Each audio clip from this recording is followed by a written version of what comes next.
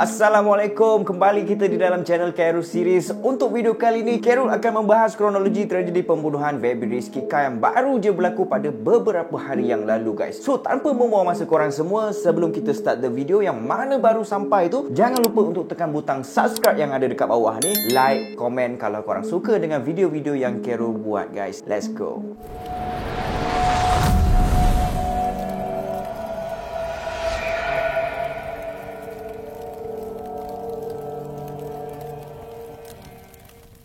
Cerita ni dia ada dua orang yang terlibat. Seorang mangsa dan seorang lagi adalah dia punya pelaku. Mangsa dalam kes ni bernama Baby Rizky Khan Mayastani yang berumur 16 tahun. Lahir pada 8 April tahun 2005 di Pekanbaru, Indonesia. Manakala pelaku dia pula bernama Andika yang sama umur dengan Baby, iaitu 16 tahun, dan dia dah berhenti sekolah dan dia bekerja sebagai buruh binaan untuk menampung kehidupan dia guys. Andika ni tak duduk dengan mak bapak dia. Info-info pasal mak bapak Andika Khairul tak berjaya untuk dapatkan, tapi yang pasti Andika duduk bersama dengan pakcik dia dekat satu kawasan yang dikenali sebagai Siak. Rumahnya Baby pun berada di Siak juga. Khairul difahamkan Andika ni dulunya pernah couple dengan Baby, tapi diorang dah putus, dah tak ada apa-apa hubungan lah. Power makwa apa semua tu memang dah tak ada dah, tapi diorang still in contact guys. Jadi pada 2 Februari tahun 2022, masa tu pukul 5.30 petang, Baby cakap dekat mak dia yang dia nak keluar sekejap, nak pergi beli top up internet sebab data internet handphone dia dah habis guys. Dia cakap macam itu dekat mak dia. And then dalam pada masa yang sama sebelum Baby keluar daripada rumah, sebelum Baby cakap dekat mak dia yang dia nak pergi beli top up tu, rupa-rupanya ex-boyfriend dia yang si Andika tadi Khairul cerita tu, si Andika tu ada kontak dengan Baby, tapi tak pasti sama ada dia kontak menggunakan text message ataupun by call. Yang penting Andika memang ada kontak dengan Baby untuk ajak jumpa kejap. Si Andika tu dia cakap dekat Baby yang dia minta tolong dengan Baby untuk bagi dia pinjam duit sebanyak RM500,000, yang dimana kalau RM500,000 tu bersamaan dengan RM150 Malaysia guys. Jadi Baby pun keluar rumah dengan menaiki motosikal Honda Vario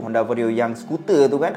Baby naik motor tu untuk keluar guys. Mula-mula diorang just jumpa dekat area kawasan kampung diorang tu je. Tak lama lepas tu si Andika ni tiba-tiba pergi ajak si Baby tu untuk pergi ke satu kebun tau. Dia cakap dekat kebun tu ada mak bapak dia yang tengah tunggu Baby untuk jumpa dengan Baby. Ada mak bapaknya Andika tau dekat kebun tu. So Baby pun bersetujulah dengan ajakan Andika tu, and diorang pun terus bergerak ke kebun tu lah, ke sana lah. Bila dah sampai dekat sana, Baby dah turun motor apa semua, pap, dengan sepantas kilat si Andika tu terus cekik Baby sampai Baby jadi lemas guys. Baby memang dah tak boleh nak buat apa time tu. Sebabnya kekuatan Andika ni lebih kuat daripada Baby. Memang Baby tak boleh nak melawan babe. Lepas Andika dah nampak Baby macam dah tak bermaya, Andika terus buka bajunya Baby tu and dia pergi ikat mulutnya Baby dengan menggunakan baju yang dia buka tadi tu. Kan dia buka baju Baby kan. Lepas dah buka, dia ambil baju tu, dia ikat dekat mulut Baby supaya jeritan Baby tu tak dapat didengari oleh orang yang akan lalu dekat kawasan situ tau. Kawasan yang Andika bawa Baby ni kawasan jenis kebun kelapa sawit tau. Memang jarang orang akan lalu dekat situ. Lepas dah diikat mulutnya Baby tu, Andika pergi ikat tangan Baby pula menggunakan sweater Baby yang berwarna hitam guys. And then Andika terus rogol Baby, yang dimana masa tu Baby memang dalam keadaan yang tak bermaya, memang tak mampu untuk buat apa-apa tindakan, memang tak mampu untuk melawan guys. Baby hanya mampu meronta, tapi rontaan dia tu tak dapat didengari oleh sesiapa pun sebab mulut dia kena ikat. Korang boleh bayangkan tak betapa seksanya Baby time tu. Tangan kena ikat, mulut kena ikat, dirogol guys. And last kali lepas Andika dah rogol, dia pergi heret Baby masuk ke dalam semak-semak yang ada dekat area kelapa sawit tu, and then dia kelar tangan kanannya Baby tau. Dia kelar dekat bahagian nadi guys. Lepas Andika dah kelar tangannya Baby tu, dia pergi area-area situ, dia tengok, dia ambil pelepah-pelepah pokok kelapa sawit yang ada dekat tepi-tepi tu, dia selubungkan jasad Baby dengan menggunakan pelepah-pelepah tu semua guys. Ni jasad Baby, pelepah tu dekat bahagian atas dia tutup bagi orang yang lalu dekat situ tak nampak bahawasanya dekat area situ ada mayat Baby.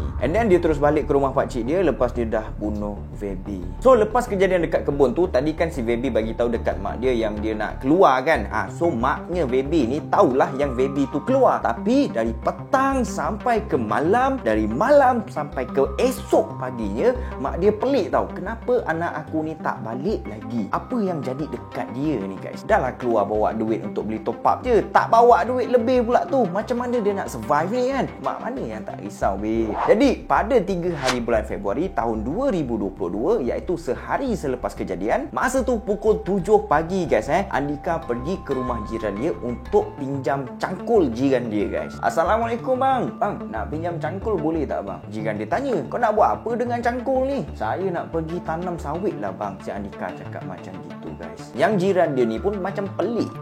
Nak tanam sawit dekat mana? Sebabnya area rumah dia orang tu tak ada kebun sawit area-area situ. Tapi jiran dia tu just macam husnuzon je lah. Jiran dia bagi je lah pinjam cangkul tu dekat si Andika tu tanpa fikir panjang. Dapat je cangkul tu, Andika terus bawa cangkul tu ke kebun tempatnya dia sorokkan mayat baby semalam. Sampai dekat situ, dia terus gali lubang yang di mana lubang tu memang ngam-ngam je boleh masukkan mayat baby tau. Dah siap gali, dia masukkan mayat baby and then dia timbuskan balik tanah yang dicangkul tu. Siap semua, dia belah daripada tempat tu guys. Pada hari yang sama, pada 3 hari bulan tu jugalah, familynya baby pergi buat laporan polis yang di mana diorang mengatakan anak diorang hilang sejak semalam 2 hari bulan tu, and dia hilang dengan memakai sweater berwarna hitam, tudung warna hitam dan juga seluar dia berwarna putih. Lepas dah settle report polis, berita pasal kehilangan baby jadi viral dekat satu kawasan kampung diorang tu tau. Ramai yang tahu baby hilang dekat kawasan Siak tu lah. And then 4 hari bulan tak ada info, 5 hari bulan tak ada info, sampai ke 6 hari bulan. Pada 6 hari bulan Februari tahun 2022, 3 hari lepas baby hilang, ada seorang brother ni, nama dia Arif tau. Masa dia tengah menyawit dekat kebun dia, dan dalam pada masa yang sama bini dia pun ada sekali masa tu. Masa dia tengah menyawit tu, tiba-tiba dia ada bau busuk yang teramat busuk guys. Tak terkata bau busuk dia tu. And then brother Arif ni pun tengoklah kiri kanan depan belakang, manalah bau busuk ni kan. Tapi tak ada pula nampak bangkai binatang ke apa-apa ke kan, yang benda fizikal yang nampak dekat atas tanah lah. Jadi dia pun cubalah amati betul-betul dekat persekitaran dia tu. Dia perhati je, dia tengok je. And finally dia ada nampak satu timbunan tanah yang nampak masih baru lagi tau. Dia kalau tanah yang baru je ditimbus tu, tanah dia akan nampak macam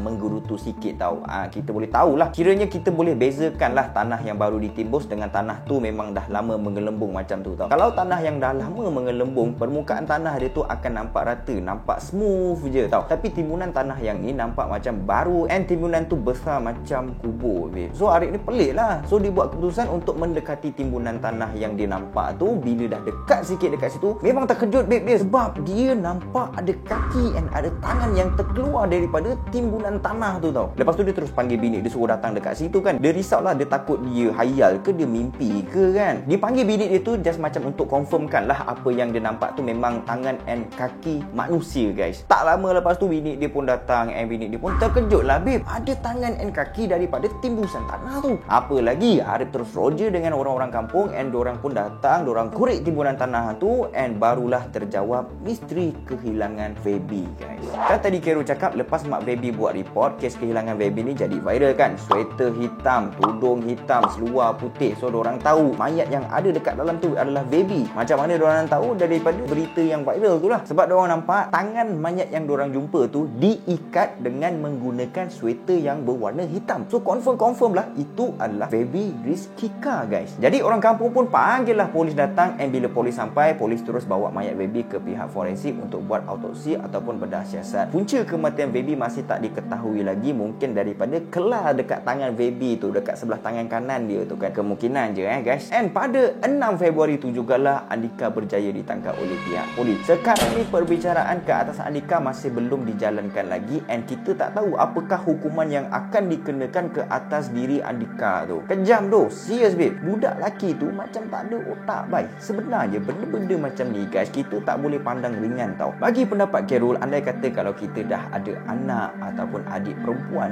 ke, orang kata tu kita kena awasi dia betul-betul lah. Kita kena tengok dengan siapa dia berkawan, tengok budak tu macam mana, okey ke tidak, baik ke tidak. Lagipun si baby tu baru je 16 tahun tau, masih kecil lagi guys. Otak pun baru nak matang. Sometimes ada yang boleh fikir, sometimes ada yang tak boleh fikir. Jadi kalau budak-budak remaja ni, kena ada pantauan daripada orang-orang tua jugalah. Tak semestinya engkau dah remaja, engkau dah bebas, engkau tu baru 16 tahun lagi babe. Dosa anak perempuan akan ditanggung oleh bapa sampailah dia kahwin, guys. And then lepas perempuan tu kahwin, barulah dosa tu akan ditanggung oleh suami, guys. Jadi kalau budak-budak remaja ni kena ada pantauan daripada orang-orang tua lah, macam mak bapak ke, abang ke, kakak ke. Benda boleh cegah dari awal, kita cegah, guys. Jangan sampai benda dah jadi baru kita nak menyesal. Kiranya apa yang Khairul nak sampaikan ni, kita kena take note dekat diri kita lah, termasuk Khairul sendiri. Benda macam ni memang tak boleh buat main, guys. So itu sahaja video untuk kali ini. See you on next video. Assalamualaikum.